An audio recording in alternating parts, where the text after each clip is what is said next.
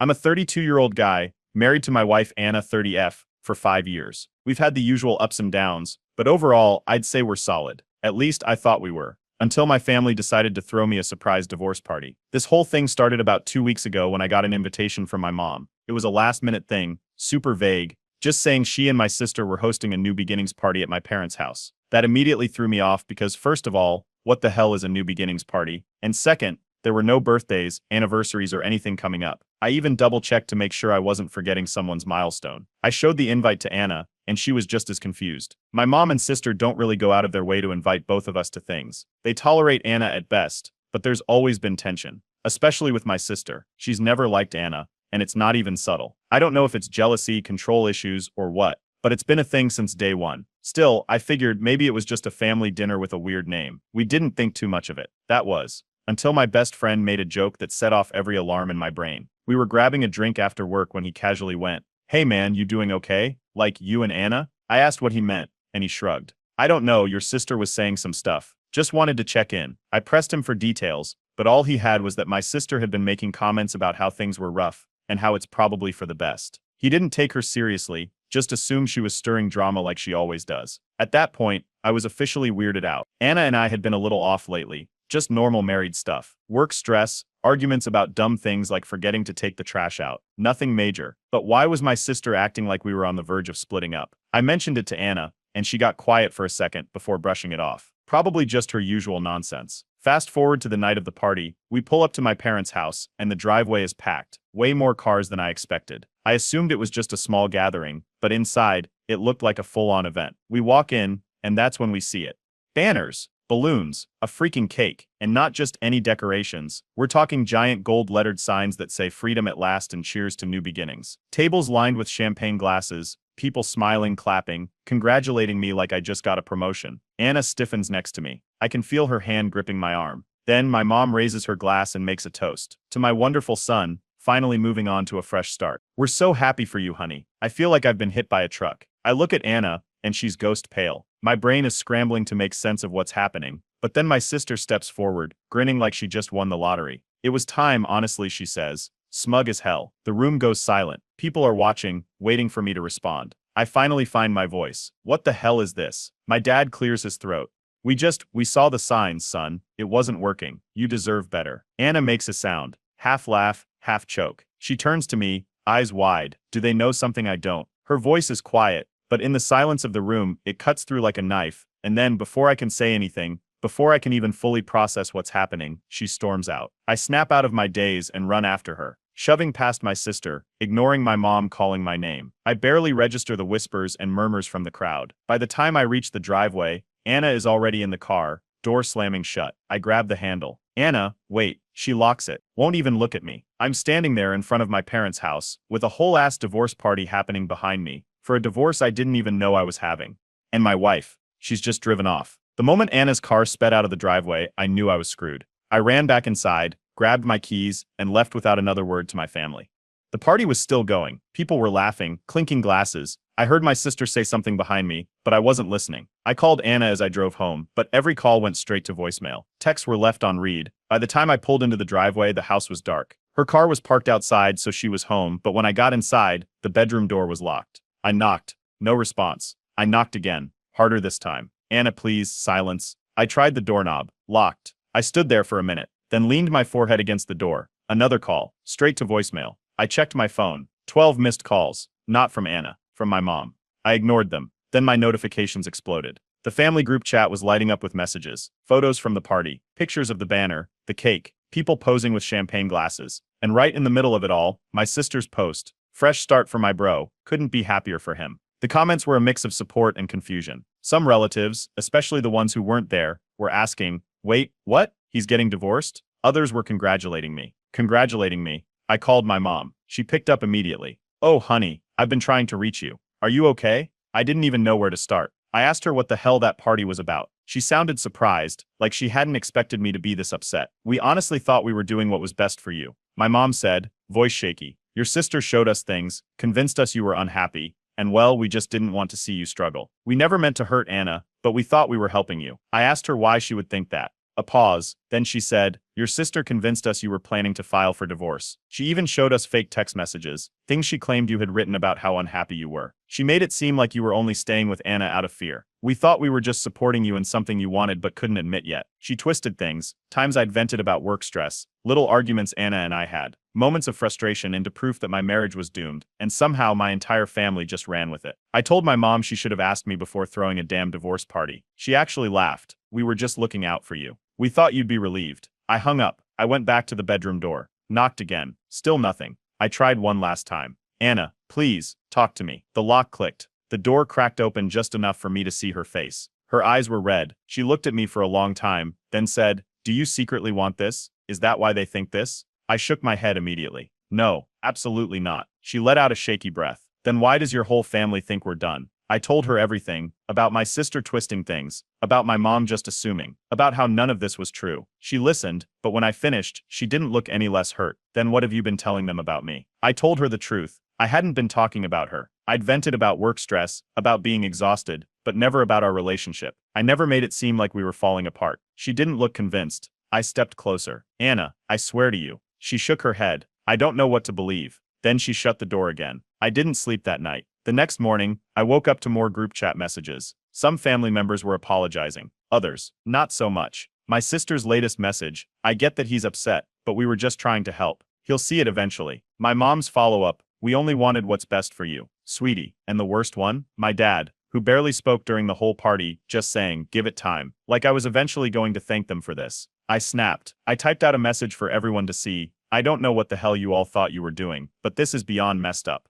My marriage is not over. I never said I was filing for divorce. You embarrassed my wife, humiliated me, and made it clear you don't respect my relationship. Until every single one of you acknowledges how wrong this was, don't contact me." Sent reactions started pouring in. Some people apologized right away, saying they had no idea and just went along with it. Others doubled down. "We were only trying to help. We thought you'd be happy. You're overreacting." My sister? Silent. I blocked her. Then I blocked my mom. I walked into the kitchen, where Anna was making coffee. She didn't say anything, but I told her anyway. I blocked them. "I'm done." She nodded. "Good." I waited for something, relief. Maybe a sign that this fixed things. But she just took her coffee and walked away. I realized then that cutting them off wasn't enough. The damage was already done. The next few days were hell. Anna barely spoke to me. She wasn't ignoring me outright, but conversations were short. No eye contact, no affection. It was like she was waiting for me to say something, to prove something, but I had no idea what. I left for work in the morning, came home at night, and nothing changed. She'd be in the kitchen or on the couch, scrolling through her phone, but there was this distance. On the third day, my phone rang. "Mom?" I didn't pick up.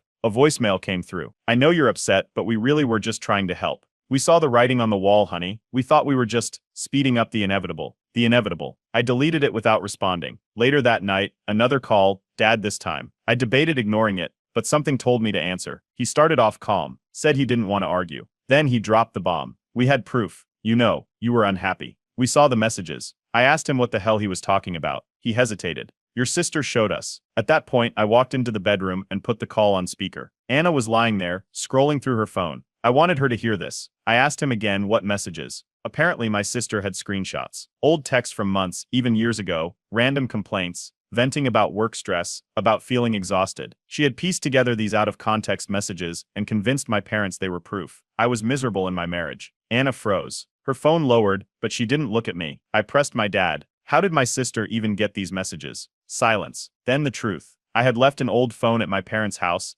thinking I had wiped it before upgrading. But apparently, my sister had gotten hold of it. I never thought she'd go through it. Who does that? But she did. She pieced together old venting texts, work complaints, and out-of-context messages to fabricate proof that my marriage was falling apart. I ended the call. Anna got up and left the room. I followed her into the kitchen, trying to explain. "It was work stress, not about you." She didn't respond. I grabbed my phone and dialed my sister. She picked up, almost cheerful. I demanded an explanation. She wasn't even sorry. "I saved you from yourself." I hung up. That night, I barely slept. I wanted to fix this, but every time I tried talking to Anna, she just nodded, murmured a response, and went back to whatever she was doing. It wasn't anger, it was disappointment. The next day, a cousin called me, one I actually trust. He had more news. Over the years, my sister had carefully manipulated our family dynamics. She often played the victim, telling relatives how she worried about me, and painting Anna as the reason for my supposed unhappiness. My parents, already prone to siding with her, ate up every word.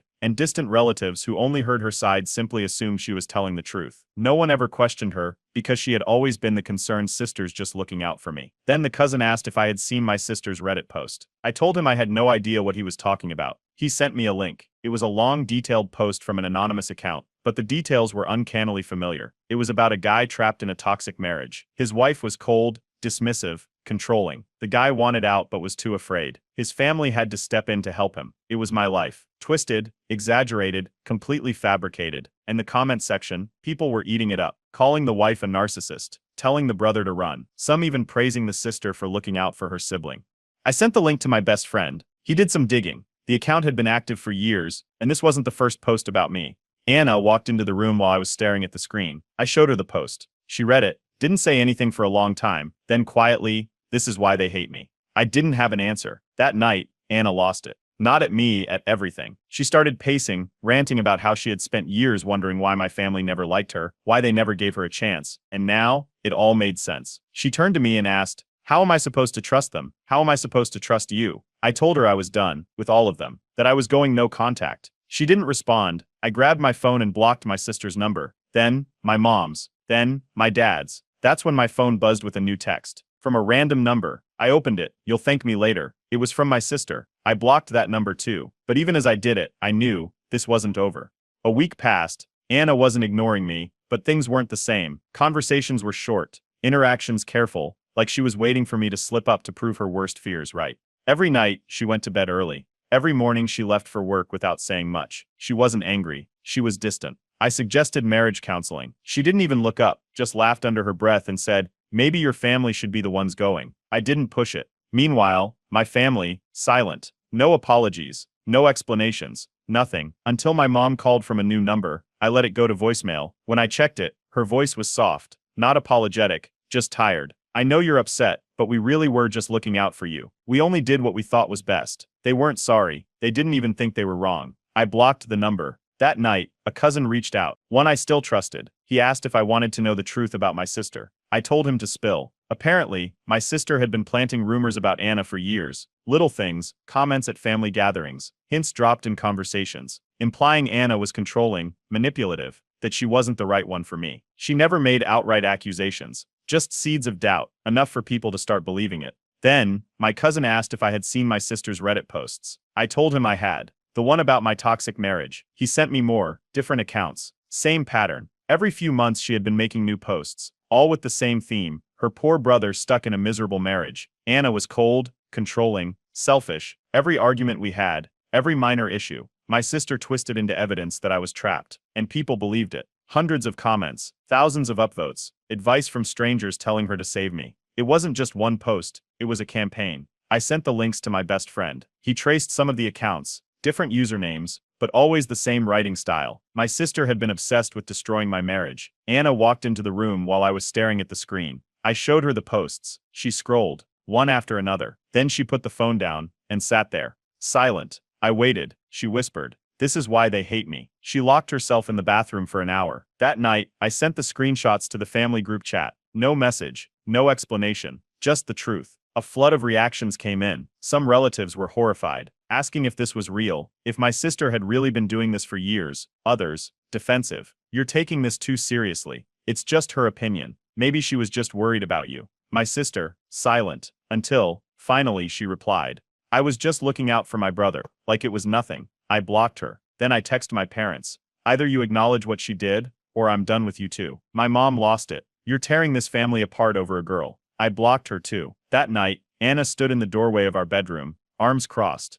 She looked at me for a long time before finally saying, "I need space." I waited for her to say more. She didn't. She grabbed her keys and walked out the door. I didn't try to stop her, because for the first time I realized my family might have actually won. Anna packed a bag. She didn't argue. She didn't yell. She just quietly moved around the house, grabbing clothes, toiletries, her laptop. I stood in the doorway watching. She zipped up her suitcase, grabbed her keys and walked past me. "I just need time," was all she said before the front door shut behind her. I checked my phone. No texts, no calls, nothing. She was gone. I sat on the couch, staring at the floor. My marriage wasn't just strained anymore, it was falling apart. Then my phone buzzed. Unknown number. A text popped up. "Told you she wasn't the one." It didn't take a genius to figure out who it was. Blocked. Again. 2 days later, another number. You'll see. One day you'll thank me. Blocked. Then my mom called. This time from my dad's phone. She wanted to talk. Said she understood I was upset. But family was family. I didn't answer. An hour later, a voicemail. She suggested I should just apologize to my sister. Said it was the easiest way to fix things, that I was being too harsh. I deleted the message. That same evening, Anna's brother called. He wasn't calm. He had heard everything. The divorce party, the Reddit posts, the family group chat explosion. He was furious. How do you expect her to stay with you after this? I had no answer.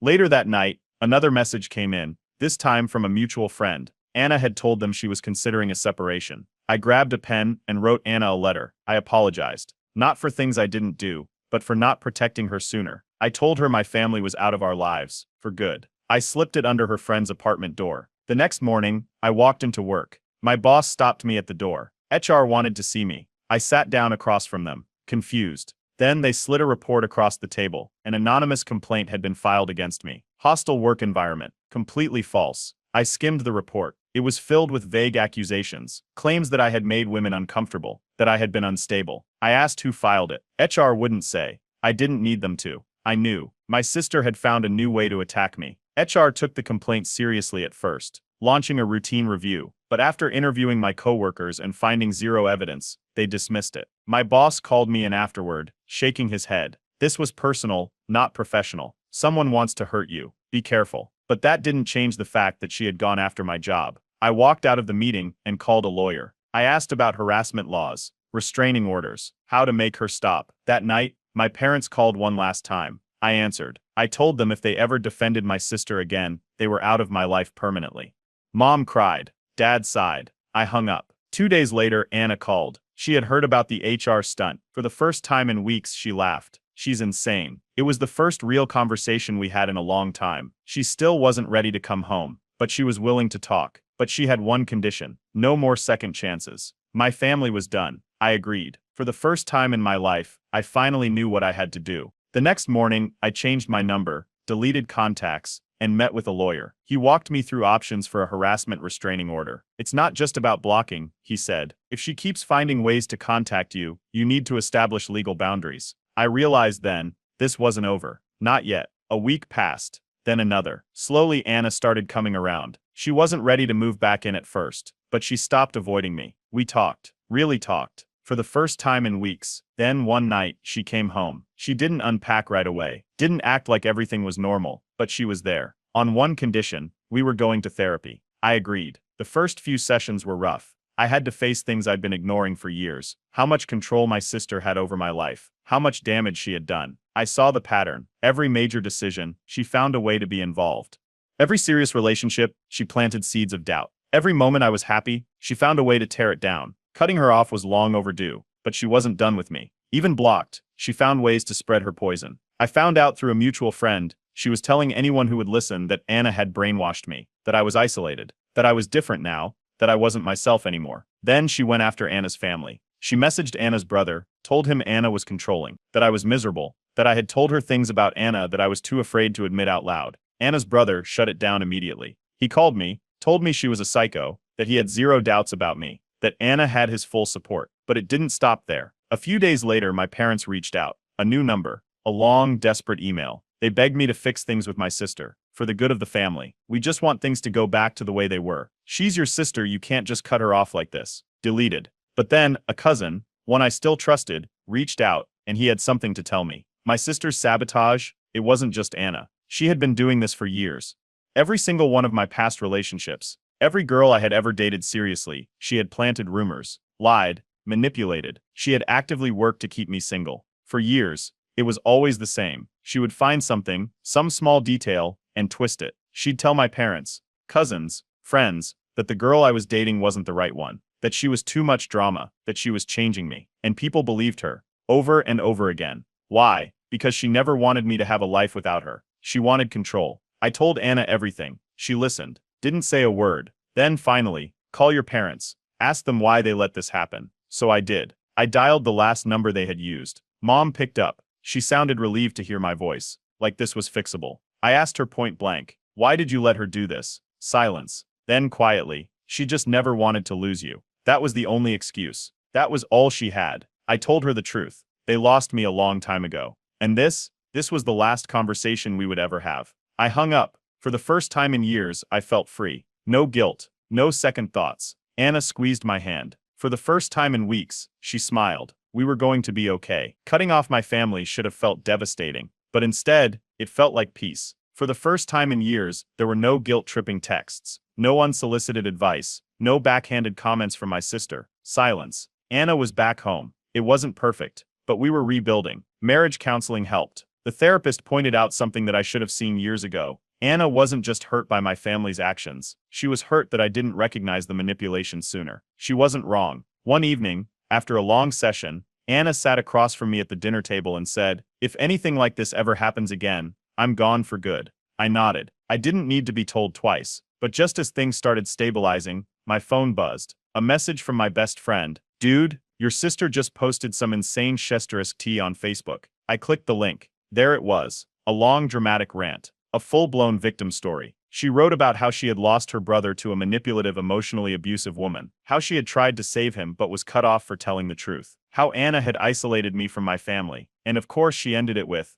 "I just hope one day, he wakes up and realizes what he's lost." The comment section was a disaster. Some relatives rushed in to support her. "You were only trying to help. He'll see it one day. It's heartbreaking to lose a sibling like this." But others called her out. "Didn't you literally throw a divorce party? You've been spreading rumors for years, and now you want sympathy. This is why he cut you off. Get over it." Anna walked into the room, saw my face, and raised an eyebrow. I handed her my phone. She read the post, sighed, and set the phone down. I can't even be surprised anymore. I was about to reply, to call her out, to set the record straight. Then I stopped, because that's exactly what she wanted. Instead, I did nothing, ignored it. I put my phone on silent, turned it upside down, and went back to eating dinner. The next morning, a new email from her. A long-winded message about how I was brainwashed, how I needed to wake up, how she was begging me to see the truth. I deleted it. Then I blocked her email. But part of me wondered, was this enough? I started looking into legal options. Cease and desist orders, restraining orders, because at this point, she wasn't just a manipulative sister. She was obsessed. Days later, a final attempt. A text from my mom. "Your sister misses you. You'll regret this when we're gone." I sat there staring at the screen. Then I responded, "If you ever want a relationship with me again, it won't include her." No reply. But then, one last message from a cousin, one I still trusted. They told me something that sealed the deal. My sister, she hadn't just done this to me. She had tried to ruin other relationships too. Manipulated friends, other relatives, even ex-boyfriends of our cousins. She thrived on control. She never wanted me or anyone to be in a relationship where she wasn't the most important person in their life. That night, I blocked her email, and for good measure, I blocked my parents too. No more manipulation, no more drama. She was gone. A full year passed. 12 months without my sister, without my parents. No fights, no drama, no chaos. It was the most peaceful year of my life. Anna and I stuck with therapy. It wasn't easy, but over time, things started to change. She didn't flinch when my phone buzzed anymore. She didn't hesitate when I said I was done with my family for good. She believed me now. I had learned to set boundaries, to recognize the red flags I ignored for so long, and for the first time in our marriage, we were stronger than ever. Not once did I unblock my sister. Not once did I check in on my parents. And I didn't miss them. One afternoon, I was at work when my phone lit up. An unknown number. I didn't answer. A minute later, a text came through. "Happy birthday. We miss you, Mom." I stared at it for a second. Then, I deleted it. I owed them nothing. That evening, Anna walked into the room, holding a small box. She handed it to me without a word. Inside, a pregnancy test. Positive. I blinked, looked up at her. She smiled. "We're having a baby." For the first time in a long time, I felt something new. Pure happiness. That night, we talked about the future, about what kind of parents we wanted to be, about how my family would never be part of our child's life. We agreed. No second chances, no guilt, no regrets. Then, a few months later, I got a text from a cousin. "Dude, have you seen what's happening with your sister?" I hadn't. I wasn't looking. He sent me a screenshot anyway. Her fiancé left her. Apparently, her fiancé stumbled across one of her old Reddit posts, the one where she painted herself as the hero who had saved her brother from a miserable marriage. He started asking questions, and when mutual friends confirmed what she had done, he realized the extent of her lies. It didn't take long before her entire web of manipulation unraveled. She went full meltdown mode on social media, a long, angry rant about how people abandon family for no reason, how she was the real victim, how I had turned my back on her. I read it once. Then, I closed the app and moved on with my life. She wasn't my problem anymore. Anna's parents, once skeptical of me, had become my biggest supporters. When we told them about the baby, They were ecstatic. My mother-in-law hugged me. "You're part of this family now." And for the first time, I realized I didn't lose a family. I gained one. One night, I sat outside, thinking about it all. The ridiculous divorce party, the rumors, the Reddit posts, how close I came to losing my marriage, and how in the end, cutting off my sister saved it. I pulled out my phone, scrolled through my contacts. I found the last few lingering numbers, cousins, distant relatives, people who might still be connected to my sister. One by one, I deleted them. No more looking back. No more wondering what if. I was free. Months passed. Anna's pregnancy was smooth. And for the first time in my life, things were quiet. No random texts. No guilt-tripping emails. No family drama lurking in the background. Until one morning I checked my email. New message. Unknown sender. Subject line: I deserve to meet my niece's nephew. I didn't even have to open it to know. My sister. The message started off calm. She talked about how family was important, how she had made mistakes, how she missed me. Then, the guilt trip. She said she had a right to be in the baby's life, that I was being cruel, that I was punishing her over a misunderstanding. Halfway through the email, the tone shifted. She went from apologetic to angry. Anna was the real problem. She said Anna had brainwashed me, that I had changed, that she was the only one who truly knew me. I closed the email, blocked the address. Later that night, I told Anna. She laughed. At this point, she's predictable. 2 days later, a cousin called. They had more information. My sister, she had been secretly following Anna on social media, under a fake account, liking old posts, watching stories, keeping tabs. She never let go. I realized something then. This wasn't just about me. This was about control. She didn't want a relationship. She wanted access. So I took action. I met with a lawyer. We went over options, restraining orders, legal protections. The next morning, I wrote one final email. Stay away from me and my family. This is your last warning. Then I blocked everything. Fake accounts. Alternate emails. I changed my own email. Updated my security. Told friends not to engage with her. No more entry points. Then, months later, our daughter was born. A beautiful, healthy baby girl. And as I held her in my arms for the first time, I felt something I hadn't in years. Pure relief. My family wasn't there to ruin this moment. 1 week after the birth, a new number popped up on my phone. I ignored it. Then, a voicemail. My mother, begging for one last conversation. I deleted it. I looked at Anna, rocking our daughter in her arms. This was my real family. I didn't need to look back anymore. I was free. Growing up, my family was the kind where drama wasn't an occasional thing. It was a way of life. My parents thrived on it, my aunts and uncles fueled it, and my younger brother Matt 27M always managed to be at the center of it. Somehow though, I was always the neutral one. The guy who stayed out of the mess. That was until Matt's wedding disaster pulled me in. Whether I liked it or not. Matt had been with Sarah 26F for years.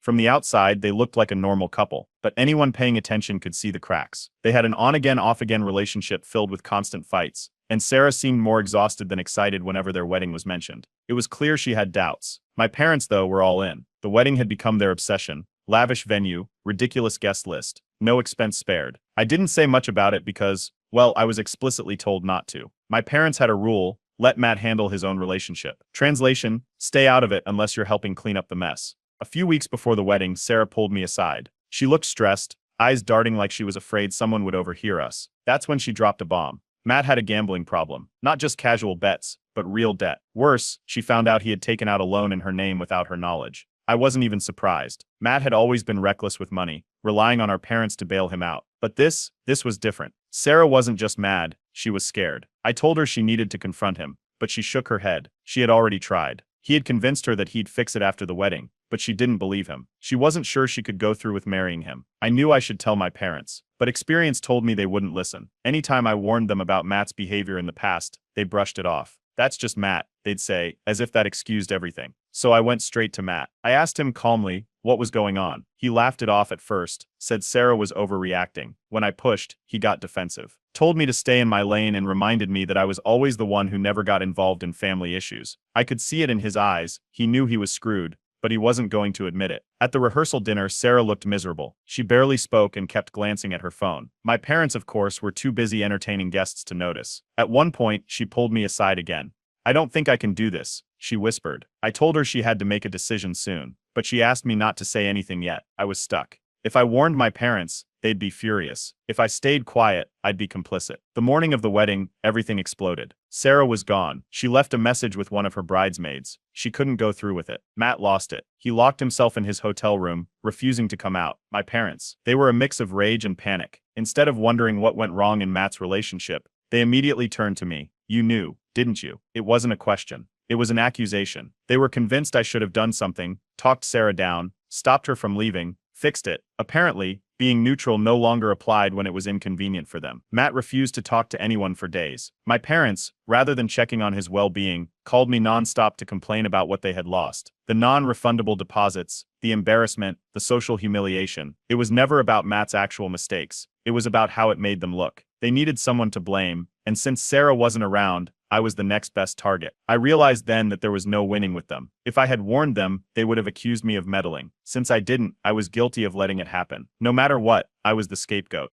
And once it was out there was no way to control the story anymore. The family group chat quieted down briefly, but then the flood of messages returned. The narrative had shifted. If Sarah was brave enough to speak out about Matt's gambling and fraud, then clearly someone had put her up to it, and in their eyes, that someone was me. Because taking accountability was never an option for Matt or my parents. That didn't even make sense. But logic didn't matter. Most of the family sided with my parents, saying Sarah was exaggerating and that I had let Matt's fiancée ruin his life. A few cousins messaged me privately, saying they thought I was right to stay out of it, but none of them said it in the group. Nobody wanted to get involved. Meanwhile, Matt was still trying to get Sarah back. I found out from a mutual friend that he had been texting and calling her, trying to convince her to meet up and work things out. She wasn't responding. That's when my parents got even more desperate. They gave me an ultimatum: apologize to Matt and make things right or be cut off from the family. I told them to do whatever they needed to do. After my parents' ultimatum, I thought things might settle down. I was wrong. A few days later, my mom reached out saying she wanted to have a calm conversation to put everything behind us. She asked me to come over, promising that it wasn't an attack, just a talk.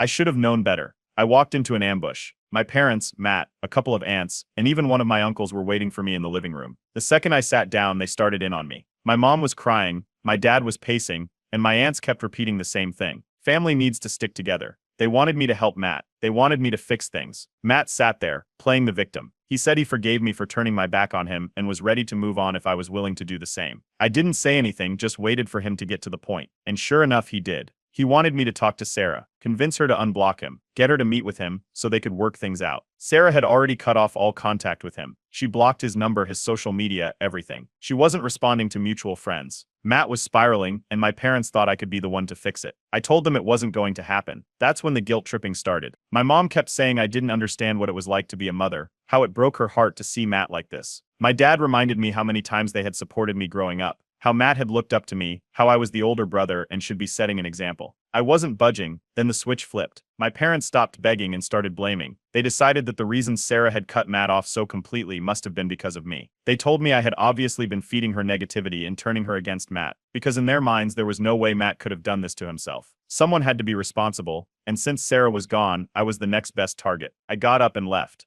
By the time I got home, the family group chat was active again. This time, my name was being dragged through the mud. My parents had been calling relatives, telling them how I had abandoned Matt when he needed me most. Some cousins messaged me privately, saying they didn't believe it, but most of them stayed quiet. Nobody wanted to take sides. Then Matt messaged me directly. He told me he was rebuilding his life and needed help. Translation: he wanted money. I ignored it at first, but he kept pushing. He claimed he was trying to get back on his feet and just needed a little support. I told him no. He immediately lost it, saying I was just like Sarah, selfish, heartless, abandoning him when he was at his lowest. Then he threw in the final threat: if I didn't help him, he'd never speak to me again. That was supposed to scare me. Instead, it just confirmed what I already knew. I wasn't his brother, I was his backup plan. I cut the conversation off, but it didn't stop there. My parents kept pushing. They started bringing up childhood memories, talking about how Matt used to follow me everywhere as a kid, how I was always the one to keep him out of trouble. They made it sound like it was my responsibility to fix the mess he had made, just like it had always been growing up. Then something unexpected happened. One of my aunts distanced herself from them. She wasn't as vocal as I had been,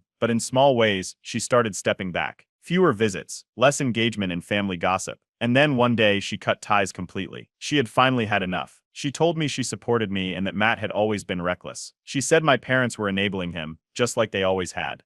She wasn't going to say anything publicly, but she wanted me to know I wasn't crazy for standing my ground. The support was nice, but it didn't change the fact that my parents weren't letting this go. Then Matt did something even more insane. He tried to sue Sarah. He filed a baseless claim for emotional damages, arguing that she had humiliated him and caused undue stress by leaving him at the altar. Given his mounting debts and desperate situation, it was clear he was hoping for a quick payout to cover some of the money he owed. Sarah wasn't playing games. She got a lawyer immediately. She messaged me, warning me that things might get worse. She wasn't backing down, and honestly, I didn't blame her. That's when Matt completely lost it. He posted a long, dramatic Facebook rant about how Sarah and I had destroyed his life. He went on and on about how he had given everything to that relationship, how he had been betrayed by the two people who should have had his back the most. He made sure to paint himself as the victim, leaving out all the actual reasons Sarah had left. The comment section was a disaster. Some people believed him, some called him out, others just asked for more details. My parents were in the comments too, backing him up, talking about how certain people in the family had turned their backs on him. It was pathetic. That was my breaking point. I finally realized there was no fixing this. My family had picked their side, and it wasn't mine. Matt wasn't going to change. My parents weren't going to take accountability, and as long as I stayed in their lives, I was going to be the scapegoat. I wasn't ready to go no contact yet,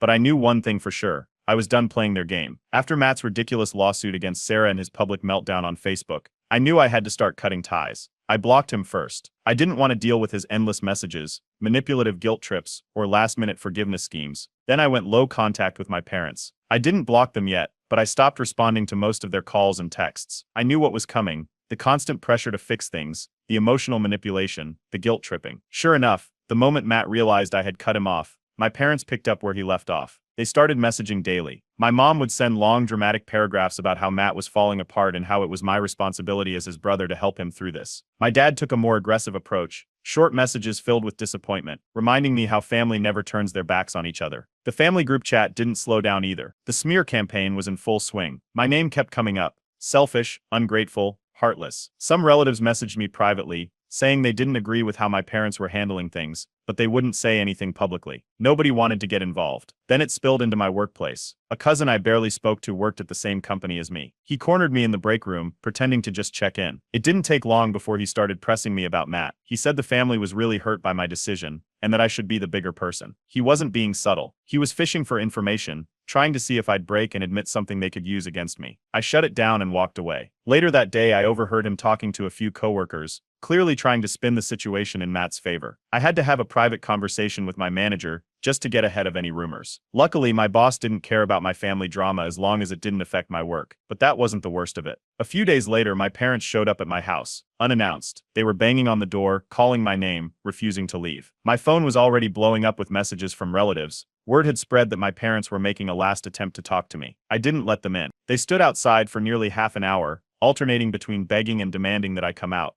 My mom started crying, saying we needed to fix this as a family. My dad accused me of turning my back on them, of abandoning the people who had always supported me. Then came the final guilt trip, bringing up childhood memories. The way Matt used to follow me around when we were kids. The times I had helped him when we were younger. They painted a picture where Matt was just a lost little brother, and I was the heartless older sibling who had turned away when he needed me most. It didn't work. I opened the door just enough to tell them I was done. I was going no contact, no more phone calls, no more messages, no more guilt trips. They tried to argue, but I didn't give them the chance. I shut the door and locked it. They left. That night, I struggled with it. Cutting off family isn't easy, no matter how toxic they are, but I knew this was the only way to break free. If I stayed, they'd keep dragging me down, expecting me to clean up Matt's messes for the rest of my life. A week later, Sarah reached out. She had heard about what happened and wanted to thank me for standing my ground. She told me she was doing better, focusing on rebuilding her life without Matt's chaos. Meanwhile, Matt was crashing fast. Word got around that he was in serious financial trouble. His gambling hadn't stopped. It had gotten worse. He had borrowed money from multiple family members, promising to pay them back,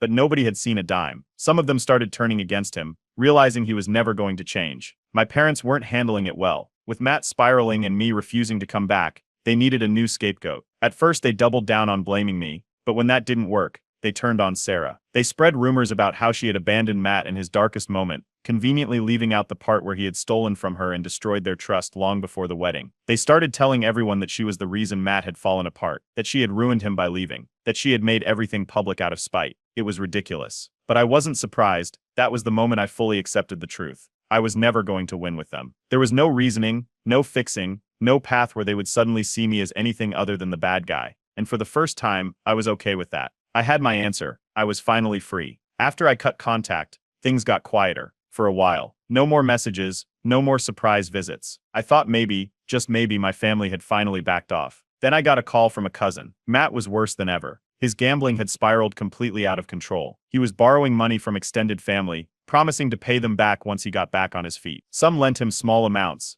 thinking they were helping. Others refused and immediately became his next targets for blame. Word started spreading that he was thousands of dollars in debt. My parents were still covering for him. They kept telling everyone he was just going through a rough patch and that people needed to be more understanding. But even some of my relatives were starting to see through it. Then my parents reached out again. They left a voicemail saying Matt was in crisis and that this was the moment family needed to come together. They said if I had any heart left, I would step up and do something. I didn't respond. A week later, I was woken up by a call in the middle of the night. It was Matt. He was drunk, slurring his words, ranting about how everything in his life had fallen apart. He kept bringing up Sarah, saying she had ruined him, and then switched to blaming me, saying I had abandoned him when he needed me the most. He started talking about how I had taken his family away from him, that I had poisoned people against him. Then the threats started. He said he was coming over, that we were going to talk this out whether I liked it or not. I didn't wait to see if he was serious. I called the police. When they showed up, Matt was outside my place, pounding on the door. He was still rambling, still blaming me for everything. When the cops arrived, he tried to act like he was just there for a friendly conversation. It didn't work.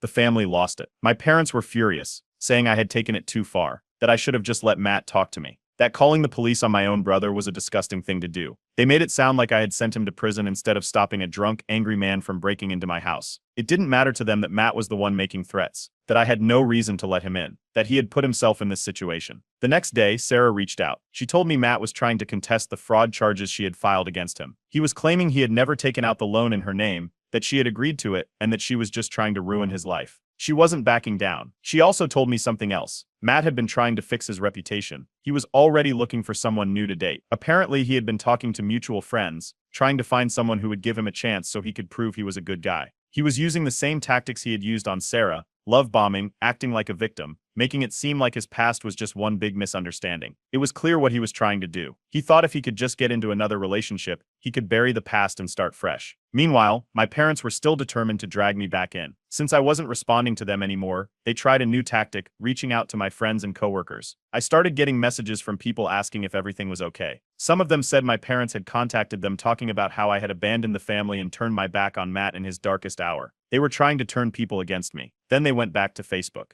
My parents started making vague, passive-aggressive posts about ungrateful children and how some people forget where they came from. They weren't naming names, but anyone who knew the situation knew exactly who they were talking about. Then something I didn't expect happened. One of my aunts went no contact with them. She had finally had enough. She told them she was tired of their endless enabling, tired of their excuses, tired of them blaming everyone except Matt. She wasn't the only one. More family members were starting to distance themselves. Then Sarah took another step. She got a restraining order. Matt had been showing up at places she was known to go, accidentally running into her, leaving voicemails, sending messages from different numbers when she blocked him. She was done playing games. At this point, I was exhausted. I had tried to ignore them, to move on, but they wouldn't stop. My parents, Matt, the endless drama, it was all just too much. That's when I made the decision. I was going to move. I started looking into places in a different city, somewhere new, somewhere they couldn't just show up at my door whenever they wanted. Then, right as I was about to finalize everything, my parents made one last attempt. They sent a long email. They begged me to fix things before it was too late. They went on and on about how Matt was at his lowest, how this was the moment I needed to step up. They said if I really loved my family, I wouldn't walk away like this. I didn't respond. After my parents' last desperate email, I made my final decision. I blocked them. I blocked Matt, my parents, the family group chat, every possible way they could contact me. I changed my number. I even deleted old social media accounts, just to cut off any lingering connections. Then I moved. I found a place in another city, far enough that nobody could just drop by. I didn't tell anyone where I was going, not even the few family members who had quietly supported me. I packed up my life and left without looking back. For the first time in months, there was silence. Some relatives stopped talking to me entirely. The ones who had been on my side but never openly defended me disappeared.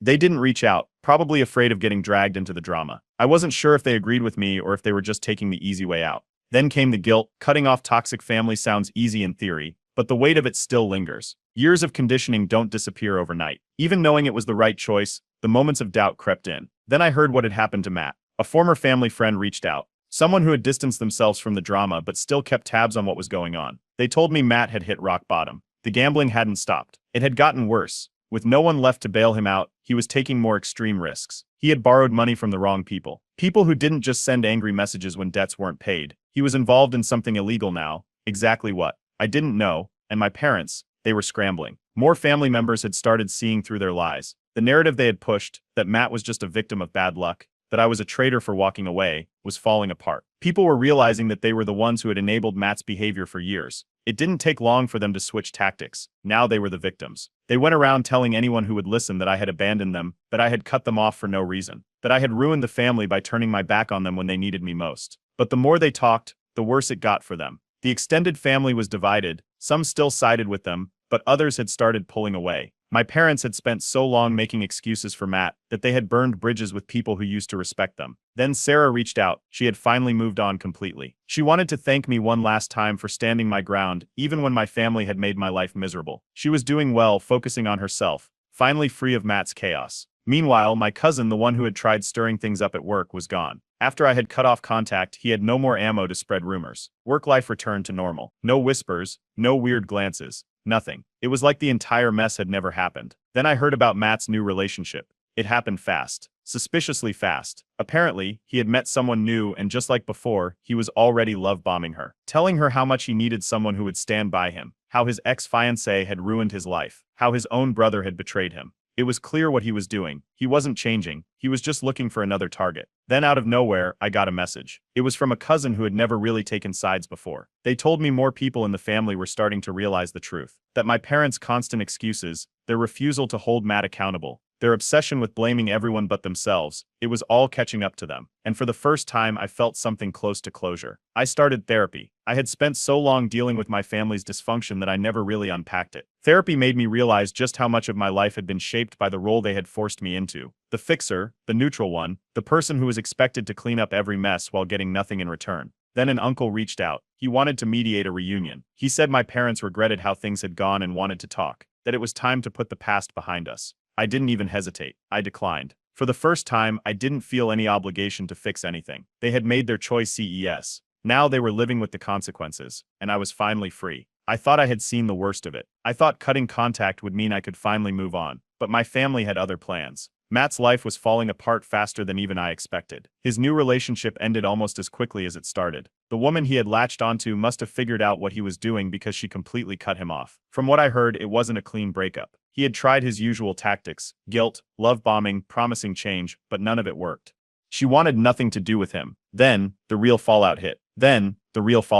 Matt had been turned away by nearly everyone. He had exhausted every favor, burned every bridge, and even his closest enablers were starting to realize that helping him meant losing money they would never get back. Without a steady income and with gambling debts looming, he was one bad bet away from losing everything. He had burned through every option. His friends, extended family, even old coworkers. No one was willing to loan him money anymore. His gambling debts had piled up. The people he owed weren't the kind who just sent polite reminders. That's when my parents tried one last time. They called from an unknown number. I let it go to voicemail. My mom was sobbing, barely able to get words out. My dad's voice came in next, saying Matt was in real trouble and that this was my last chance to help my family before it was too late. I didn't call back. A week later, I found out Matt had been arrested for fraud. He had been using stolen credit card information to cover his gambling losses, and when the charges caught up to him, the authorities didn't give him another chance. He had been warned before, but this time, there was no way out. I didn't know all the details, but apparently he had tried using someone else's information to open a new line of credit. Either to cover his debts or just to have money to blow, it didn't matter. He got caught.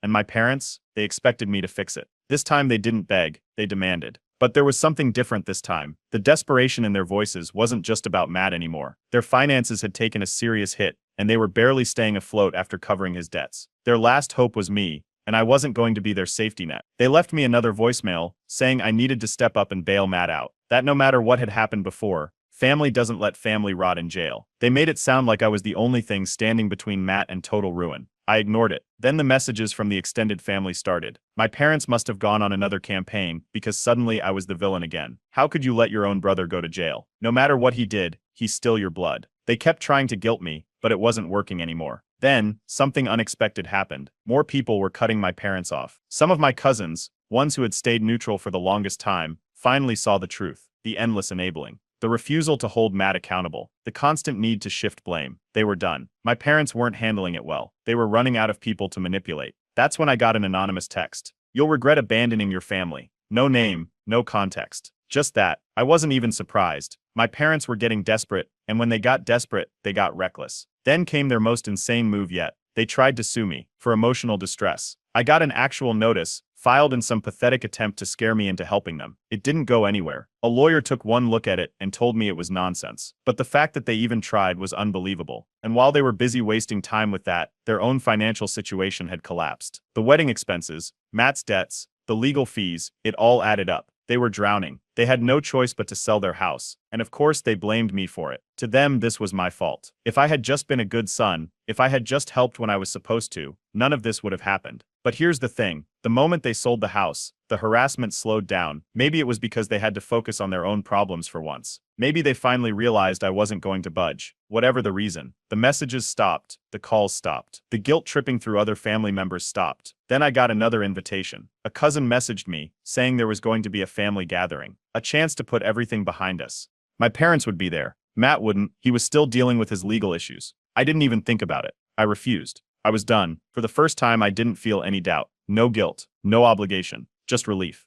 I finally saw it for what it was. My parents had never wanted a son. They had wanted a scapegoat. Someone to clean up the messes, take the blame, and keep the family running while they made excuses for Matt. I had spent my whole life trapped in that cycle. But I was out now, and I wasn't going back. After months of silence, I thought my family had finally accepted that I was gone, that I wasn't coming back, that I wasn't their scapegoat anymore. Then, out of nowhere, a letter arrived in my mailbox, handwritten, from my parents. It was long, pages and pages of carefully chosen words, playing every angle they could think of. It wasn't angry like their last messages. It was sad, regretful. It talked about family, about love, about how they only ever wanted what was best for me and Matt. It was one last guilt trip. They wanted me to come home, to rebuild what was broken, to be a family again. They said life was too short to hold on to anger. I read it once, then I threw it away. I didn't feel anything. No anger, no sadness, no guilt. They had used every trick in the book, and I had finally run out of emotions for them. Then I heard about Matt. A cousin, one of the few I still talk to, told me that Matt had been sentenced to jail. The fraud charges had stuck.